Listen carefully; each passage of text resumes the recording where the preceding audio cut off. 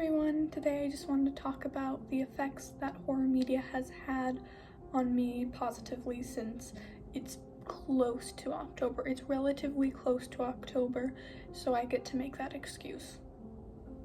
And also because I wanted to start playing horror games on this channel. So first, I started watching this YouTube channel when I was around like 6, 7. That was this girl who had like almost a storyline going with these creepy dolls her and her mom would find at places, and she'd create really intricate backstories for them and set up all these like, the dolls were watching me, or this doll went missing today. And I always watched it, like I always loved following along with the series, and I watched that channel religiously. But that's for my first one. For my second one, this one's, not gonna lie, a little bit embarrassing. But I think it'd be around 7 to 9 when I started watching Gotcha Life horror sketches, I think they were called. They were like just short stories about myths and stuff, but I really loved watching them when I was younger, since I was like, oh, I'm not doing something I'm supposed to. I guess I just liked that element of it, but I got really into them, and honestly they're still really fun to look back on and be like, oh, that's such like a formative part of my childhood, you know? This next one, I don't exactly remember when I started enjoying it, but I started really enjoying creepypastas when I was younger. Like, well, not exactly creepypastas, but I'd look up the name of the creepypasta and then I'd put gotcha video explained, and they'd basically just sort of do a quick skim over their backstory on the Wikipedia. And then I always loved watching those like Slenderman house gotcha videos. Honestly, I still think they'd be entertaining to watch.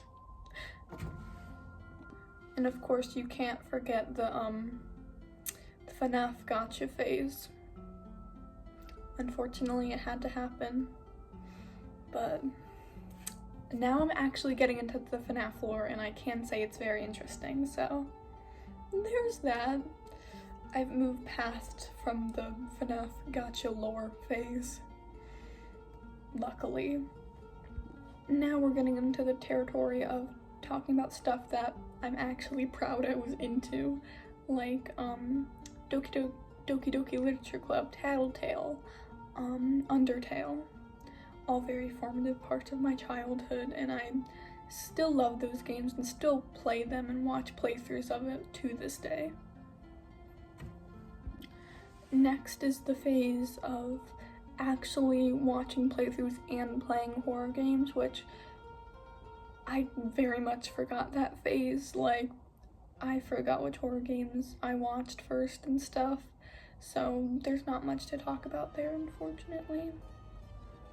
And then recently, instead of horror games and stuff, I've been getting a little bit more into horror movies.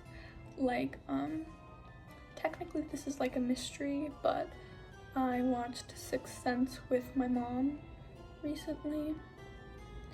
And I've been watching the Scream franchise, which is technically not a horror movie, since, well, it is a horror movie, however, it's horror movies designed to make fun of horror movies.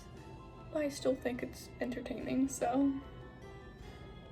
And that's sort of just the timeline of getting into horror things. Horror has had such a meaningful impact on my life and has been a comfort throughout all these years, and if you're considering about getting into more horror medias, I definitely recommend it.